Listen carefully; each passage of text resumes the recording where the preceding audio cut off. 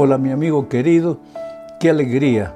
Cada día es una nueva oportunidad que Dios nos da para recomenzar, para tomar nuevas decisiones, para enmendar el camino si hemos estado andando por caminos extraviados. En fin, cuando el sol brilla de mañana, es como si Dios nos estuviera sonriendo y diciendo: hijito, bienvenido a un nuevo día.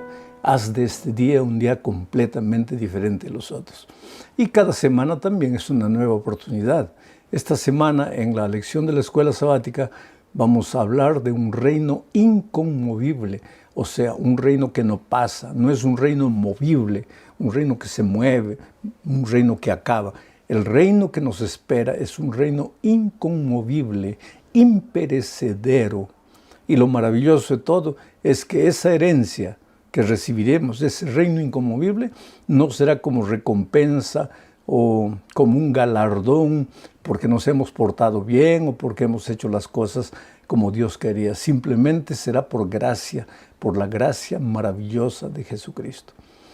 Eso es lo que vamos a estudiar en la lección número 12 para el 19 de marzo del año 2022. El título de la lección es Recibir un reino inconmovible. Y para esto pues vamos a empezar con la primera parte leyendo el primer texto que está en Hebreos capítulo 12, versículo 22. Antes de leer el texto, quiero explicar que este texto describe la llegada de Jesús a los cielos después de haber resucitado para encontrarse con el Padre.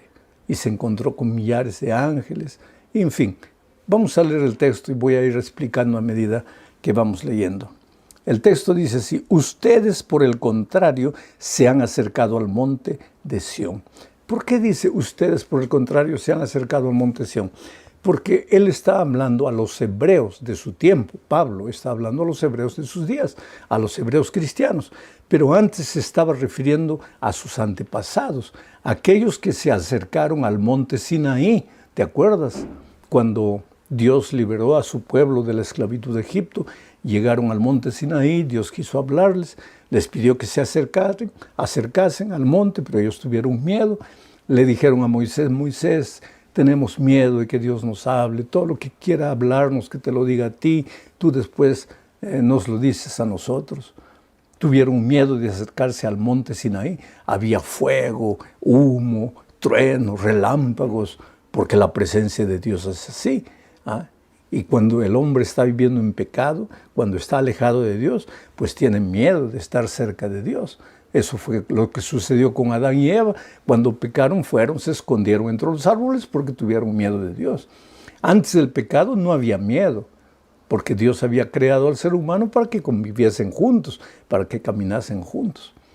Bueno, por esto, dentro de este contexto, es que Pablo les dice, vuelvo a leer el texto ahora. Dice: ustedes, por el contrario, se han acercado al monte de Sión. Ustedes, porque sus padres se habían acercado al Sinaí, pero ustedes se han acercado al monte de Sión, a la celestial Jerusalén. Y aquí ya viene un problema, nuevamente. Hombre, si ellos se acercaron al monte de Sión, ¿cómo es que se acercaron a la ciudad celestial de Jerusalén? ¿De qué manera? Vuelvo a repetir, a través del intermediario, a través del abogado, a través del sacerdote, a través de Cristo. ¿No dije que este texto describe la llegada de Jesús al cielo después de su resurrección? Cuando Jesús llegó allá, fue como si nosotros hubiéramos llegado. Entiéndeme bien, no estoy diciendo que nosotros llegamos. Fue como si nosotros hubiéramos llegado, porque Jesús no se hizo un ser humano, no se hizo nuestro hermano, no se hizo de carne y hueso, no se hizo nuestro representante, nuestro abogado fiel. Pues ahora, al llegar allá, estábamos como si fuese un edecán. Estaba llegando, pero nosotros también estábamos llegando por la fe, en la esperanza. O sea, Jesús, la entrada de Jesús al cielo, a la presencia del Padre, es garantía de que un día nosotros también entraremos a la presencia del Padre. Sigo leyendo el texto. Ustedes, por el contrario, se han acercado al monte de Sión, a la celestial Jerusalén, ciudad del Dios vivo, y a una incontable muchedumbre de ángeles, a la congregación de los primogénitos que están inscritos en los cielos, a Dios, el juez de todos, a los espíritus de los justos que han sido hechos perfectos, a Jesús, al mediador del nuevo pacto, y a la sangre rociada que habla mejor que la de Abel. Dice que nosotros, en la persona de Cristo, llegamos allá, al cielo, a la presencia del Padre. Millares de ángeles, los primogénitos. ¿A qué se refieren los primogénitos?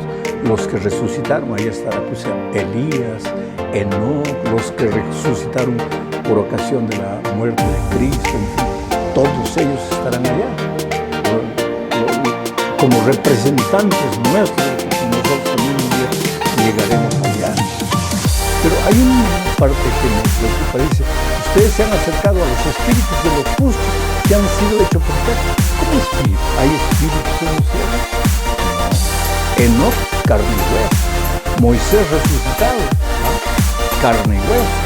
Elías, carne y hueso. No hay espíritu. Pero ¿por qué dice que al ir al cielo nos acercamos en la persona de Cristo? Claro, yo lo expliqué. Pero nos encontramos con espíritus de los justos. Es que aquí hay una figura de lenguaje, y esto es interesante. No hay tiempo para explicar cómo debemos interpretar la Biblia. Pero te voy a hacer un ejemplo para que entiendas más o menos lo que está diciendo aquí. Nosotros usamos muchas figuras de lenguaje en nuestro día a día. Por ejemplo, llegas a la casa con hambre y le dices a la esposa, hijita, sí, estoy muerto de hambre. Y la esposa podría responderte, bueno, si estás muerto, pues ¿para qué vas a comer? Ya estás muerto, porque los muertos ya no comen. No, pues yo no quise decir que estoy muerto. Entonces, ¿qué quisiste decir? Que estoy con mucho hambre. Pues entonces di que estás con mucho hambre, no digas estoy muerto de hambre. Pero es que ese muerto de hambre es una figura de lenguaje.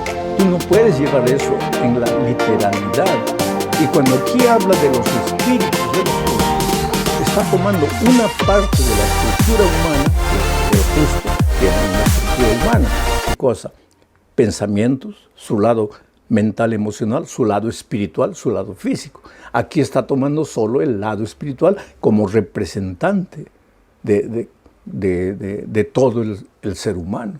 O sea, no está hablando aquí de espíritus, sino de los justos. ¿Y qué justos?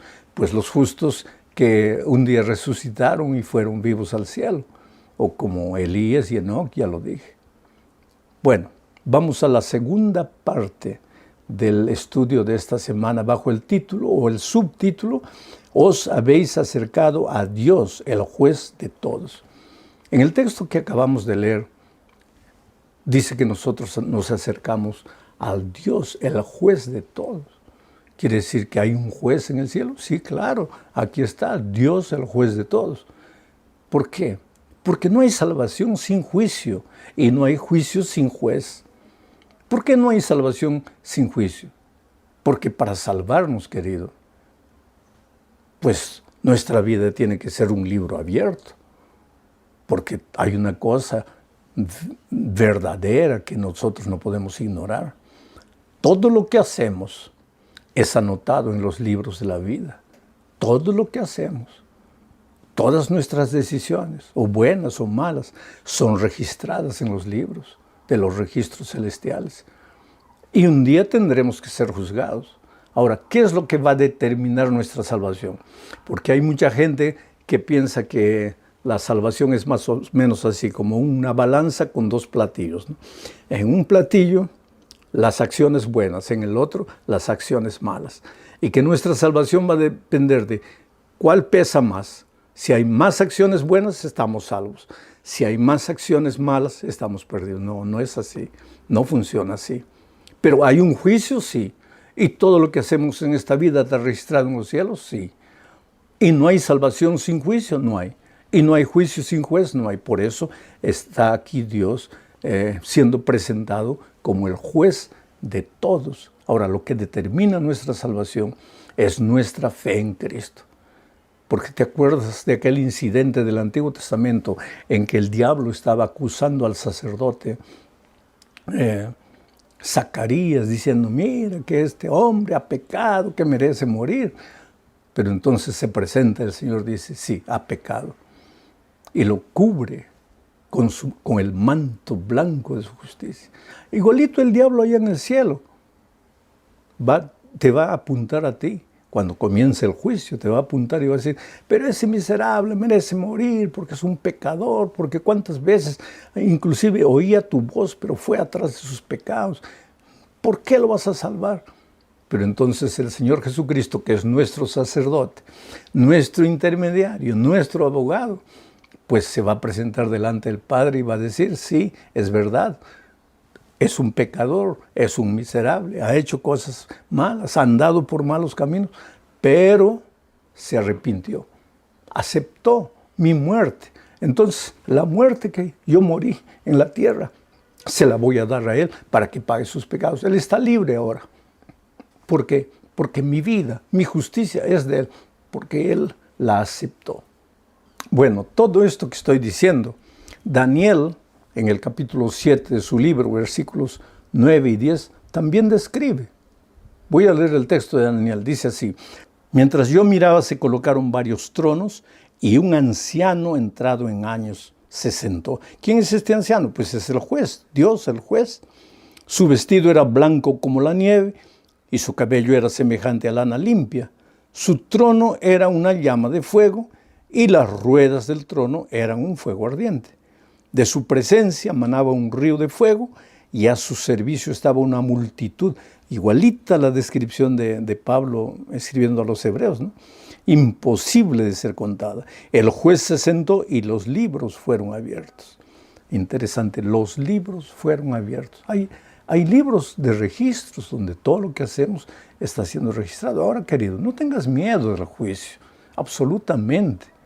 Porque cuando se comienza un juicio, quien tiene que tener miedo no es la víctima, sino el victimario, el delincuente que no se arrepiente de sus pecados.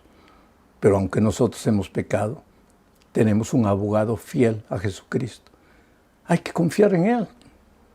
Ahora, es triste cuando decimos, yo confío en Él como mi abogado, pero sigues viviendo una vida completamente equivocada. No, pues hijito, tienes que entender, no hay comunión entre la justicia y la injusticia. No puede haber comunión entre la luz y las tinieblas. Seguir en el pecado, en el amasal del pecado, y decir que porque Jesús es tu juez te vas a salvar. No puedes jugar de esa manera con la misericordia divina. Él te ama, Él desea salvarte, Él quiere salvarte, pero no para que te sigas revolcando en el pecado. Él quiere salvarte para que aprendas a vivir la vida de un príncipe, porque tú eres un príncipe, eres una princesa. Tu cuerpo es santo en el sentido que fue separado para la gloria de Dios. Tú no puedes usar tu cuerpo de una manera equivocada. No puedes echar la perla a los puercos. Tú tienes que recordarte eso, que tú eres un príncipe, una princesa de Dios. Entonces aprende a vivir como un príncipe. Vamos a la tercera parte de este estudio. El tiempo se nos está yendo. El subtítulo es Conmoverá el cielo y la tierra. Leamos Hebreos capítulo 12, versículos 25 y 26. Dice así, tengan cuidado de no desechar al que habla. Si no escaparon los que desecharon al que los amonestaba en la tierra, mucho menos escaparemos nosotros si desechamos al que amonesta desde los cielos. En aquella ocasión la voz de Dios sacudió la tierra, pero ahora ha prometido, una vez más sacudiré no solo la tierra, sino también el cielo. De todo este versículo, lo que me impresiona es la palabra desechar. No deseches la palabra de Dios. Tú sabes que desechar no es rechazar. ¿Sabes lo que es desechar? Yo te doy un regalo. Si tú no me lo aceptas, tú no estás desechando mi regalo. ¿Cuándo es que desechas el regalo? Cuando yo te doy el regalo, tú lo aceptas. Pero cuando yo me voy, lo echas a la basura. Eso es desechar, es menospreciar, es no valorizar. ¿Y qué dice el texto aquí? No deseches la palabra de Dios. ¿Acaso los sábados cuando vamos a la iglesia no estamos oyendo la voz de Dios? Pero, y cuando vamos a la casa y durante la semana, ¿hacemos lo que hemos escuchado de la voz de Dios, de la palabra de Dios? ¿O desechamos la palabra? Quiere decir, la recibimos. Y cualquiera que nos ve el sábado cantando, emocionando, diciendo amén, puede decir, pues qué maravilloso está recibiendo la palabra de Dios. Y durante la semana, esa palabra norma nuestra vida, dirige nuestra vida, inspira nuestra vida, o la echamos a la basura y vivimos como si no hubiéramos conocido a Dios. Eso es lo que quiere decir aquí cuando dice, no deseches la palabra de Dios. Y dice que cuando Dios habla, los cielos y la tierra son sacudidos. Aquí se habla de la solemnidad, de la santidad, de la soberanía divina.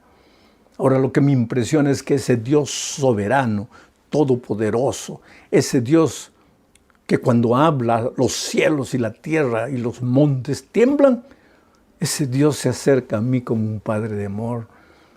Quiere decir, aquí hay dos cosas. Al mismo tiempo que debo respetarlo y reverenciarlo y adorarlo como mi Dios, debo aceptarlo como mi Padre. A Jesucristo como el Dios hecho carne para ser mi hermano y caminar conmigo. Qué Dios maravilloso tenemos. Vamos a la siguiente parte de nuestro estudio, hablando de un reino inconmovible. Ya dijimos que en esta tierra todo pasa. Todo se va, todo se gasta, la juventud se va, la salud, los años. Pero nuestra herencia es un reino inconmovible. Ahora, querido, tú puedes decir, sí, pero todo eso, ¿qué pruebas tenemos? Tal vez no tengamos pruebas así que se puedan tocar, pero la palabra de Dios permanece para siempre. Y sabes, es en la hora de la angustia, es en la hora del dolor, de la soledad, cuando tú realmente puedes palpar la palabra de Dios, las promesas de Dios. Ustedes saben que hace algunas semanas yo pasé por un momento difícil en mi vida. Sabes que yo siempre decía, siempre prediqué diciendo que yo no tengo miedo a la muerte, que el Señor puede llamarme a la hora que quiera. Pero también siempre me pregunté, ¿y cómo será cuando llegue el momento? Porque estando bien de salud, cualquiera dice, no tengo miedo a la muerte. Y cuando llega el momento de morir, pero yo me vi frente a frente con la muerte. Yo pensé que llegó el momento de mi descanso y no tuve miedo. Pero en ese momento me agarré de la palabra de Dios. Pero no me agarré de la palabra de Dios para decirle, Señor, sáname. Sino, Señor, que tu voluntad sea soberana en mi vida. Y eso es lo que sucedió. Cuando me desperté, no sé si dormí un día, estaba completamente sedado, pero me di cuenta que estaba vivo. No había descansado, estaba vivo. Por eso yo te digo, es en ese momento que tú puedes palpar la palabra de Dios, la promesa de Dios. No tengas miedo de lo que venga. Estás pasando por un momento difícil en tu vida. No te desesperes. Quiero leerte Hebreos 12, 27. Dice, y esta frase, una vez más, significa que las cosas movibles, es decir, las cosas hechas, serán removidas para que permanezcan las invisibles. Oh, querido, cuando Cristo venga, todo esto va a acabar. Este mundo es pasajero. Por eso, el Señor Jesucristo dice que no debemos acumular cosas en este mundo pasajero. Debemos construir nuestra esperanza en el reino inconmovible que recibiremos por gracia cuando Cristo venga. Llegamos al fin de este estudio hablando de la gratitud. ¿Cómo agradecer a Dios por su amor? Estábamos perdidos. Y cuando estábamos perdidos, Dios podría vernos, bueno,